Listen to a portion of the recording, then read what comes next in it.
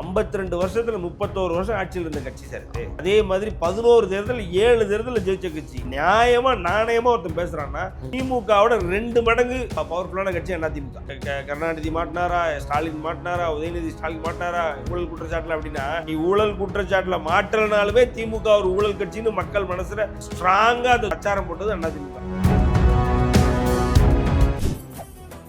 மெரிபா பன்னீர் soda, I trust மெரிபா. அதிமுக அழியுது, அதிமுக அழியுது, அதிமுக அழியுது ஒண்ணுமே கிடையாது. ஜெயலலிதா படம் இதே ஒரு விபத்தை கட்டி விஜய் அதிமுகவுக்கு தேவைன்ற மாதிரி இவங்க பேசுறதும், பாஜக அதிமுகவுக்கு தேவைன்ற மாதிரி இவங்க பேசுறதும் சார். அதிமுகவுக்கு அதிமுகவினுடைய பேஸ் ஓட்டு, அதாவது அதிமுகவினுடைய இந்த மினிமம் கேரண்டி ஓட்டை எந்த கும்பல் நினைச்சாலும் அழிக்க முடியாது. முன்னாள் ஆளுநர் புலிசி சுந்தரராஜன் அவர்கள் ஜிஎஸ்டி மாறினதுக்கப்புறம் ஆவின்ல போயிட்டு ஒரு பூத்தில் உட்காந்துருக்காங்க. என்ன சார் ஆவின்ல பால்லாம் விலைலாம் குறையணுமே, ரேட்லாம் குறையணுமே, ஜிஎஸ்டிலாம் மாறிடுச்சு, என்ன அதே ரேட்டை வச்சு வைக்கிறீங்க அப்படின்றாங்க. அவங்களுக்கு தெரியல, வேலை பார்க்குறவங்களுக்கு தெரியல, என்ன நடந்திருக்குன்னே தெரியல. சத்துணவு கூட பால் கொடுக்குறேன் அப்படின்றாங்க. சத்துணவு உணவு சாப்பிட்ற குழந்தைங்க என்ன பண்ணுது அப்படின்னா, சாப்பிடவே அப்படி ரொம்ப புழுவா இருக்கு அப்படி. இவங்க என்னன்னா மேடை போட்டு வா இந்த சாம்பார் நான் பார்த்ததே இல்லை, உலகத்துல இந்த சாம்பாரை குடிச்சது இல்லை, அடையாளமுள்ள பார்த்தது இல்லை, சரணமுள்ள பார்த்தது இல்லைன்ற அளவுக்கு பேசிக்கிட்டு இருக்காங்க.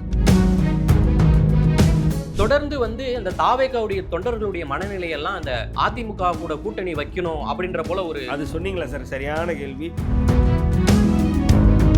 அதனால விஜய் அவர்களையும் விஜய் கூட்டத்தையும் சப்த நாடியும் ஒடுக்கி அடக்கி உட்கார வச்சாச்சு. இது ஒரு திமுக நினைச்சா பண்ணிருச்சு, அதான் உண்மை. இன்னைக்கு பாஜகவும் அதிமுகவும் அவங்களோட ரெஸ்கியூக்கு வராங்க. அட்லீஸ்ட் அவங்ககிட்டயாவது போயிருவோம் அப்படின்ற மனநிலை இன்னைக்கு தாவேகா ரசிகர்கள்ட்ட, தாவேகாவுடைய தொண்டர்கள்ட்ட வந்துருச்சு. ரிஃப்ளெக்ட் நியூஸ் நேயர்களுக்கு வணக்கம். இன்று நாம் சந்திக்க இருக்கக்கூடிய சிறப்பு விருந்தினர் அரசியல் விமர்சகர் சத்யன் ராமசாமி அவர்கள். சார் வணக்கம். சார் வணக்கம் சார்.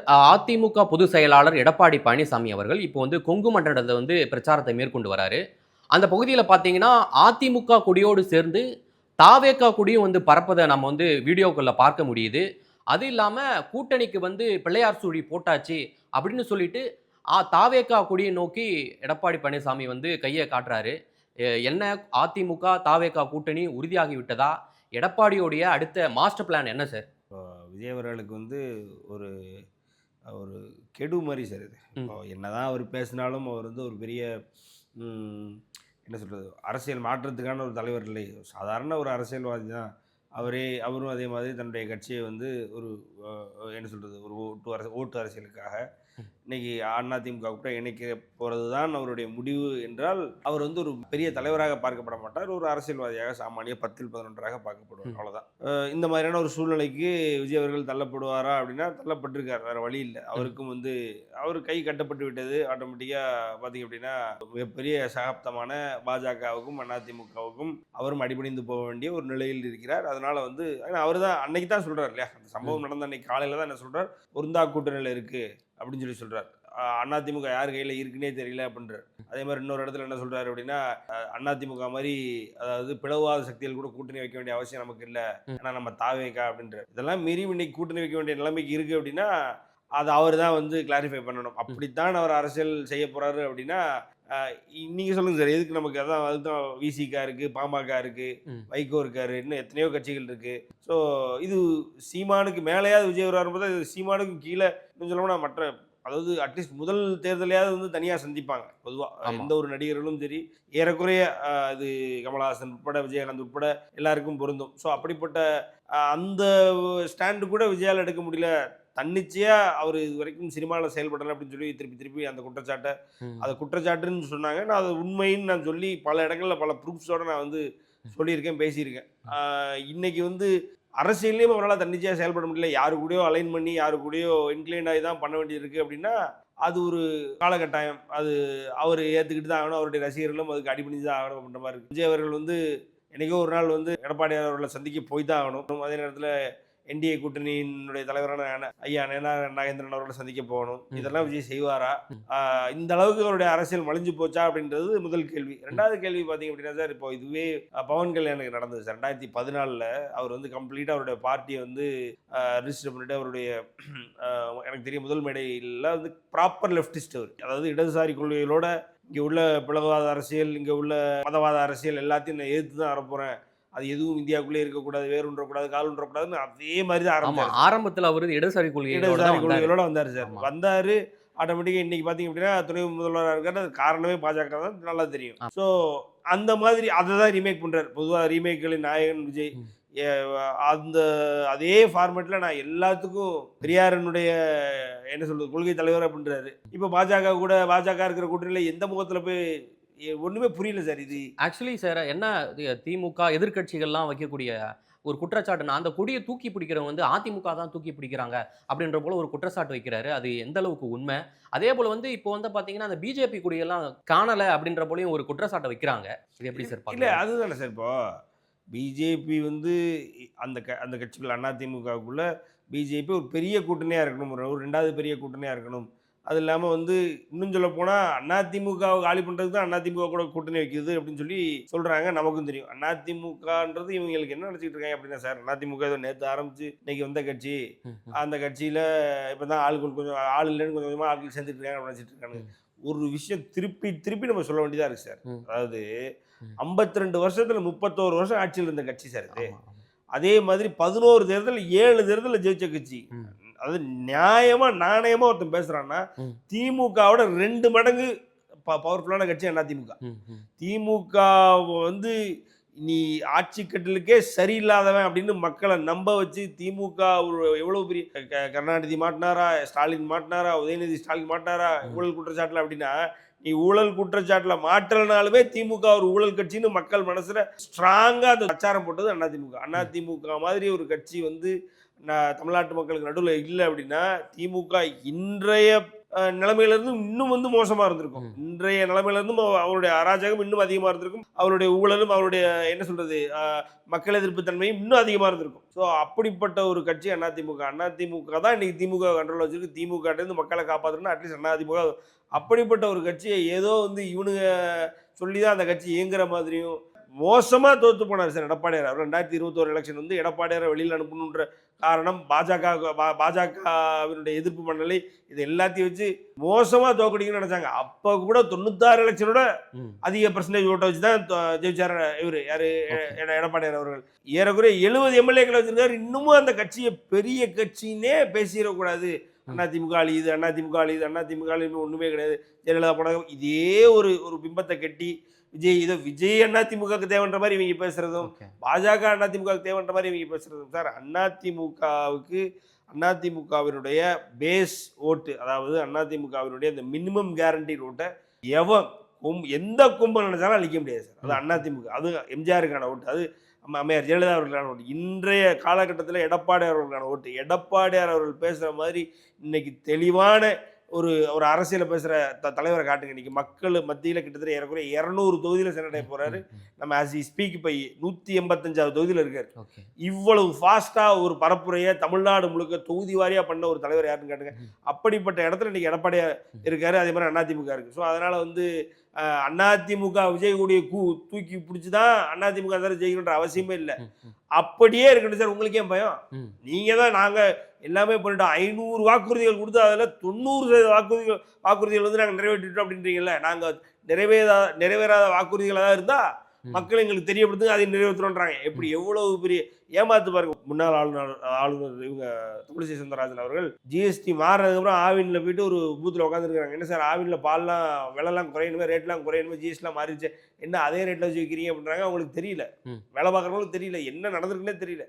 So circular போயிருக்காதுங்க. சர்க்குலர் ப்ராப்பராக போகணும்ல. ஃபஸ்ட்டு போனாலுமே அதை இம்ப்ளிமெண்ட் பண்ணக்கூடிய அந்த அந்த அந்த இம்பார்ட்டன்ஸ் கொடுக்கணும்ல, அந்த சிக்னிஃபிகன்ஸ் காட்டணும்ல. நீங்கள் இவங்க காட்டுறதில்ல. இவங்களுக்கு என்ன, அதாவது ஜிஎஸ்டி குறைஞ்சி ஒரு ரேட்டு குறைஞ்சதுன்னா மக்களுக்கு தெரிஞ்சிடும், பாஜக வந்து தமிழ்நாட்டு மக்களுக்கு ஒரு நன்மை பண்ணிருந்து தெரிஞ்சிடும்ல, அதை தெரியாமல் ஆக்கணும்ல. ஸோ விஷயம் என்னென்னா, ஒரு ஒரு மத்திய அரசாங்கம் செய்கிற ஒரு நல்லதே வந்து தமிழ்நாட்டு மக்களுக்கு தெரியக்கூடாதுன்னு அதை மட்டும் தானே சார் இவங்க ஃபோக்கஸ் பண்ணுறாங்க. மக்கள் நலன் எங்கே ஃபோக்கஸ் பண்ணுறாங்க? சத்துணவு கூட பால் கொடுக்குறேன் அப்படின்றாங்க. சத்துணவு உணவு சாப்பிட்ற குழந்தைங்க என்ன பண்ணுது அப்படின்னா, சாப்பிடவே அப்படி ரொம்ப புழுவாக இருக்குது அப்படின்னு சொல்லுது.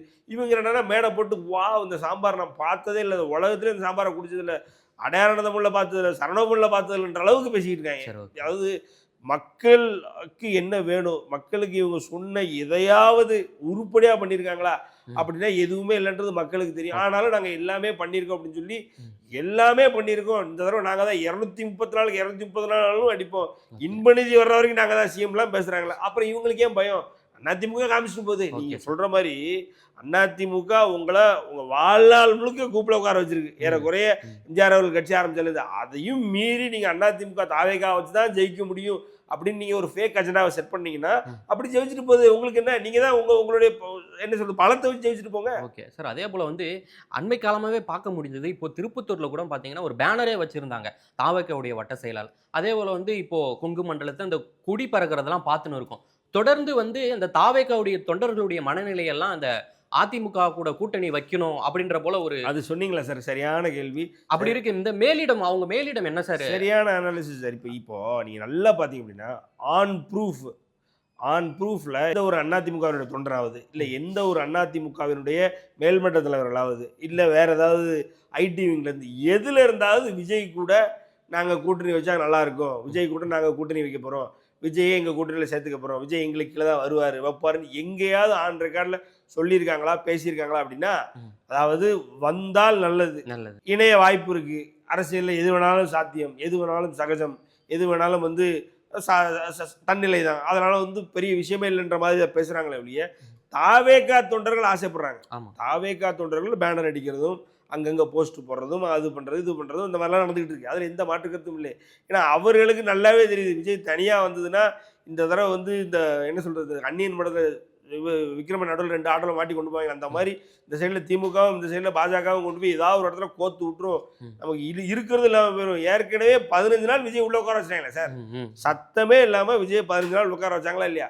இதுவே அவங்களுக்கு ஒரு பெரிய பின்னடைவாக தெரியுது. இது அதாவது அரசியலில் நம்ம ஒரு ஒரு ஒரு ஒரு ஒரு எக்ஸ்பீரியன்ஸ் இல்லை அப்படின்னு விஜய்க்கு சொல்றது சும்மா சொல்லலை. நாங்கள் கற்றுக்குவோம், இப்போ தான் நாங்கள் உள்ளே வந்திருக்கோம், எங்களை விடுங்க, எப்படி 41 பேர் உங்களை கொள்ள விட முடியும், அதுக்குன்னு நீங்கள் இப்போ உள்ளே வந்து நீங்கள் கற்றுக்கிட்டு இருக்கிற வரைக்கும் போகிற வழியில் போகிறவன கொண்டு போட்டால் போக முடியும். உங்களுக்கு போதுமான அரசியல் அறிவு இல்லை, போதுமான அதாவது ஒரு கிரைசிஸ் மேனேஜ்மெண்ட் இல்லை, ஒரு கூட்டம் இருந்ததுன்னா ஒரு க்ரௌட் மேனேஜ்மெண்ட் இல்லை, எப்படி உங்கள் கட்சியினுடைய வாலண்டியர்ஸை பயன்படுத்தணும், எப்படி ஒரு கூட்டம் நடத்தணும்னா என்னென்ன நமக்கு செய்யணும் வைக்கணும், பொதுமக்களுடைய சேஃப்டிக்கு யார் பார்க்கணும் என்ன ஏதுன்ற எதுவுமே தெரியாத ஒரு கூட்டத்தை நம்ம எப்படி நம்ம அசால்ட்டாக விட்டுற முடியும்? ஸோ அதனால் வந்து விஜய் அவர்களையும் விஜய் கூட்டத்தையும் வந்து கிட்டத்தட்ட சப்த நாடையும் ஒடுக்கி அடக்கி உட்கார வச்சாச்சு. இது ஒரு ஒரு ஒரு திமுக நினைச்சா பண்ணிருச்சு, அதான் உண்மை.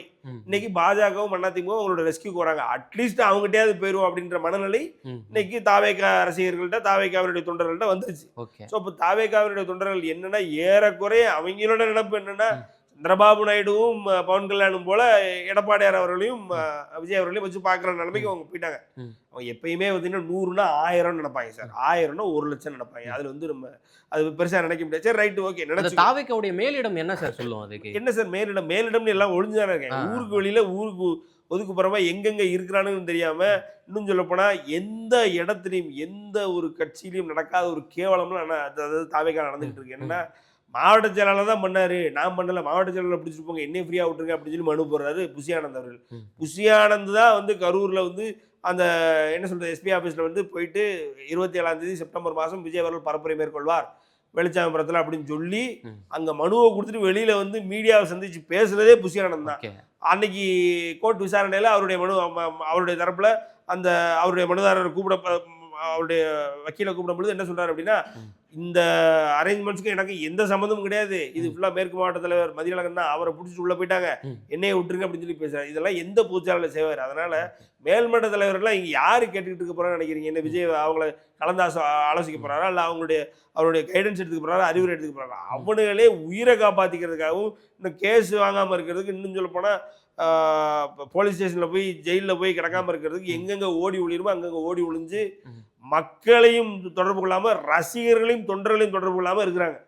அப்போ வந்து அவங்கள்ட்ட என்ன கேட்க முடியும்? இன்னொன்று பார்த்தீங்க அப்படின்னா அவங்க கொடுக்குற அட்வைஸ் என்றைக்குமே தப்பாக தான் இருந்திருக்கு. ஒன்றும் இல்லை, இந்த எல்லாரையும் வீடியோக்களில் சந்திச்சு பேசினார் இல்லையா, அதில் ஒருவர் வந்து பட்டியலின சமூகத்தை சேர்ந்தவர், அவருக்கு பேசாமல் இருந்திருக்காங்க.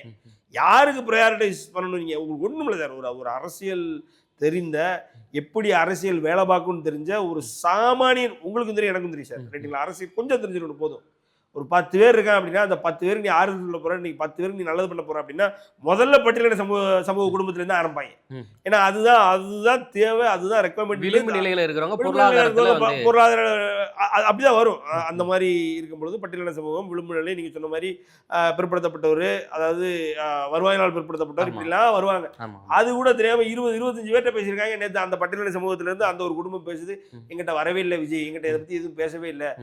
அவங்க கட்சியை சார்ந்த நிர்வாகிகளாம் வந்து விஜய் கிட்ட பேசிட்டாரான்னு கேட்குறாங்க. நான் அவங்ககிட்ட இல்லை, எங்கிட்ட பேசலன்னு சொல்லிட்டு, ஒருவேளை நாங்கள் எஸ்சின்றதால எங்கிட்ட பேசாமல் இருக்கிறாரு அப்படின்னு சொல்லி பேசுறாரு. இந்த அளவுக்கு தவறான அட்வைஸை மட்டுமே தான் கொடுத்துட்டு இருக்காங்க. அதுதான் இங்கே வந்து நின்றுருக்கு.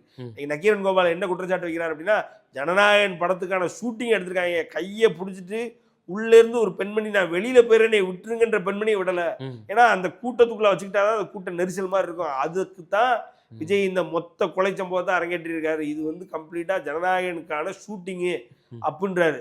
இப்போ இது வந்து உண்மையாகும் பட்சத்தில் இந்த அட்வைஸ் எவன் கொடுத்துருப்பான்?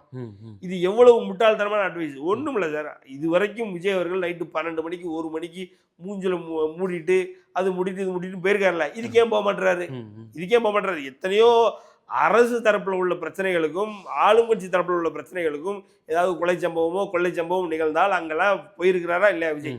நைட்டு இதே மாதிரி நைட்டு மூஞ்ச முடிட்டு போய் கடற்கடன் பார்த்துட்டு வந்து எல்லாரையும் ஏன் பார்க்க மாட்டாரு? எதுக்கு அதை பண்ண மாட்டாரு? இப்போ மட்டும் எப்படி கேட்குறாரு அப்படின்னா, பொதுமக்களும் என் பக்கத்தில் வரக்கூடாது. அதாவது நான் கரூர் வரைக்கும் போவேன், எனக்கு கிட்டத்தட்ட ரெட் கார்பெட்டில் போகிறது கூட கொஞ்சம் பயமாக தான் சார் இருக்கும். ஆனால் இவர் அதை விட ஸ்பெஷலாக வந்து ஃபோர்ஸ் இருக்கணும், இவர் சுற்றி இருக்கணும் அப்படின்னு கேட்குறாரு. இவ்வளோ உயிருக்கும் உடலுக்கும் பயந்த ஒரு மனிதனை வந்து நீங்கள் சிஎம் ஆக்கி வச்சு அழகு பார்க்கலன்னா என்ன?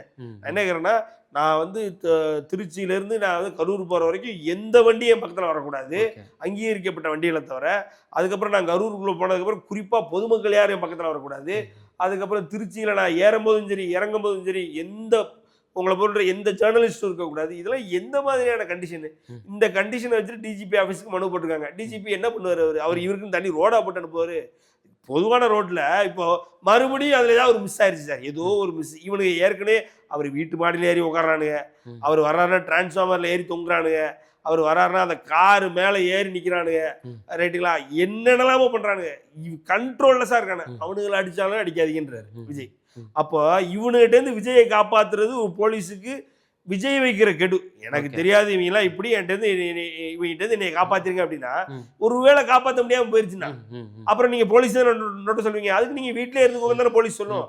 அப்படி உங்களை மறுத்தாலும் என்ன சொல்லுவீங்க? இல்ல விஜய் இது போலீஸ் எங்களை மறுத்துருச்சு வரவிடாம, இல்லைன்னா நாங்க கரூர்ல வந்து அன்னைக்கே நாங்க நடு வீட்டுல நின்று டான்ஸ் ஆடி இருப்போம். எதுக்கு இது தேவையாது?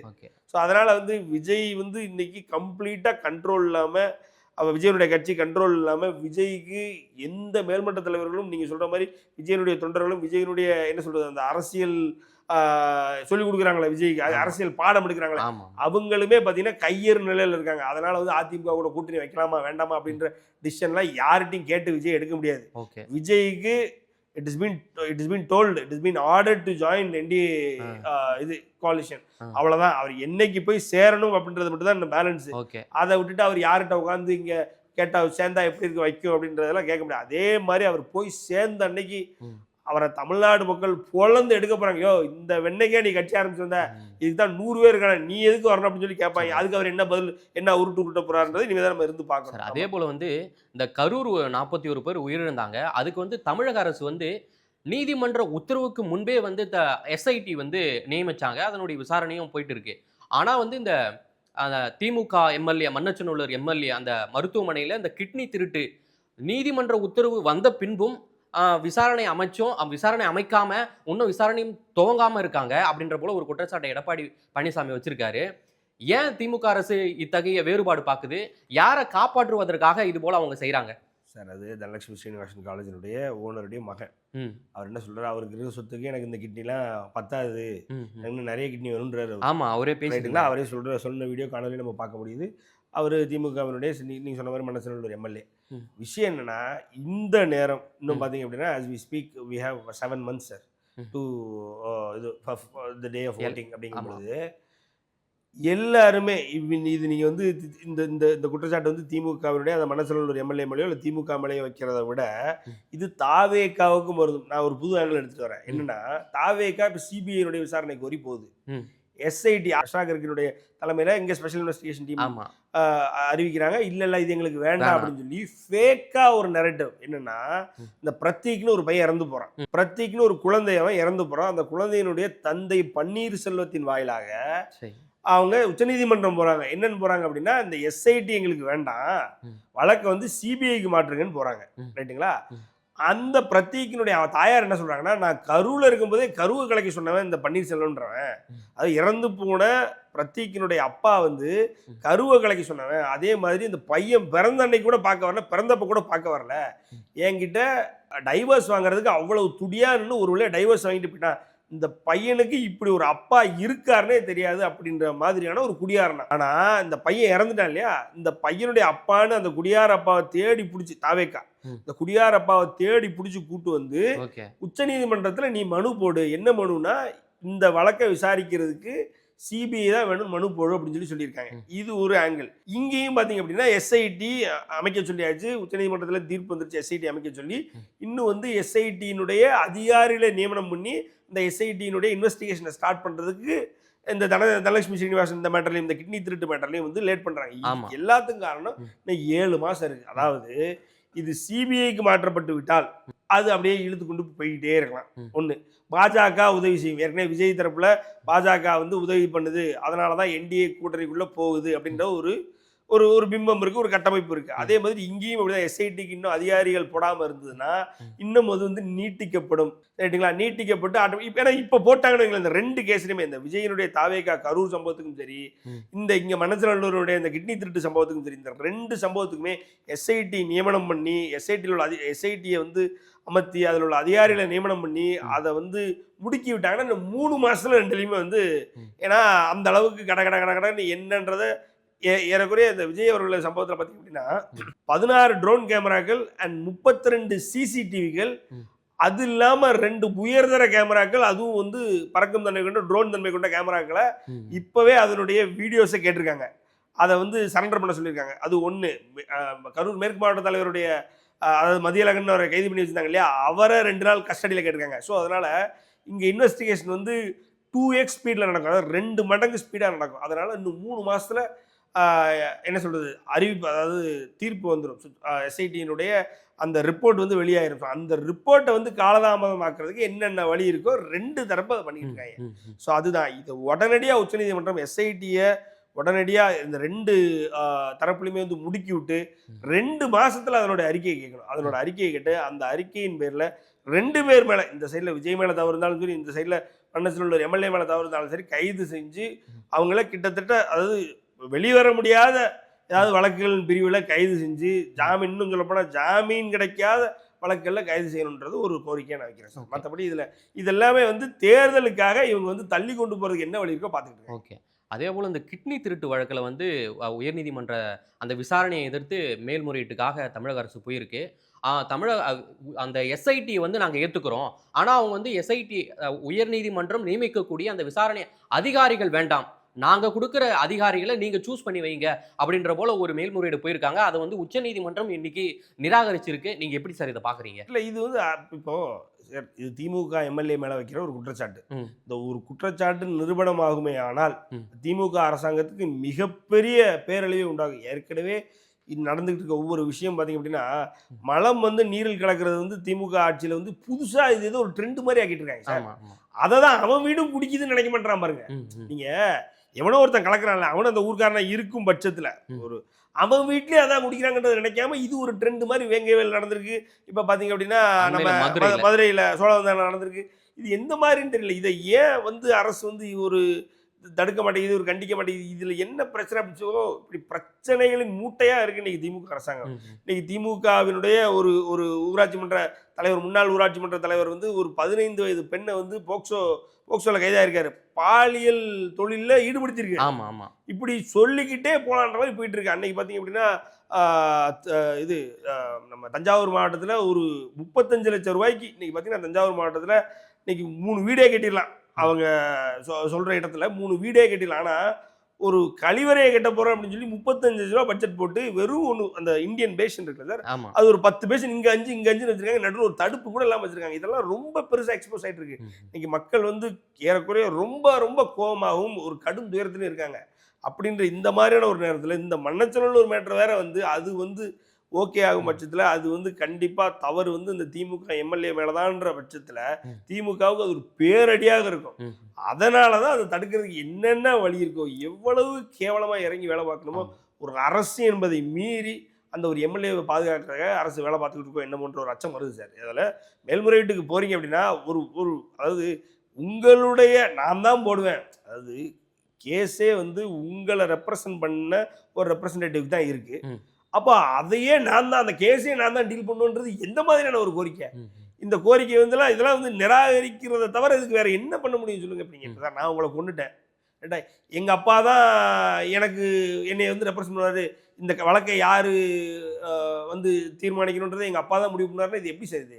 இது ஒரு பேசிக் ஒரு ஒரு லாஜிக்லெஸ்ஸான ஒரு விஷயமா தெரியலையா? ஸோ இதுதான் கம்ப்ளீட்டாக அந்த மாதிரி ரெக்லெஸ்ஸாக வேலை பார்த்துக்கிட்டு ஏதோ திமுக பண்ணணும், தன்னை தானே காப்பாற்றிக்கணுன்றதுக்காண்டி மக்கள் முன்னாடி இன்னைக்கு ரொம்ப பெருசாக எக்ஸ்போஸ் ஆகிட்டு இருக்கு. அதில் ஒரு ஒரு ஒரு நீட்சியாக தான் நான் பார்க்குறேன். ஓகே, மிக்க நன்றி சார். நேரில் வந்து பல்வேறு தகவல்களை எங்களுடன் பகிர்ந்தமைக்கு. மெரிபா பன்னீர் சோடா, ஐ ட்ரஸ்ட் மெரிபா.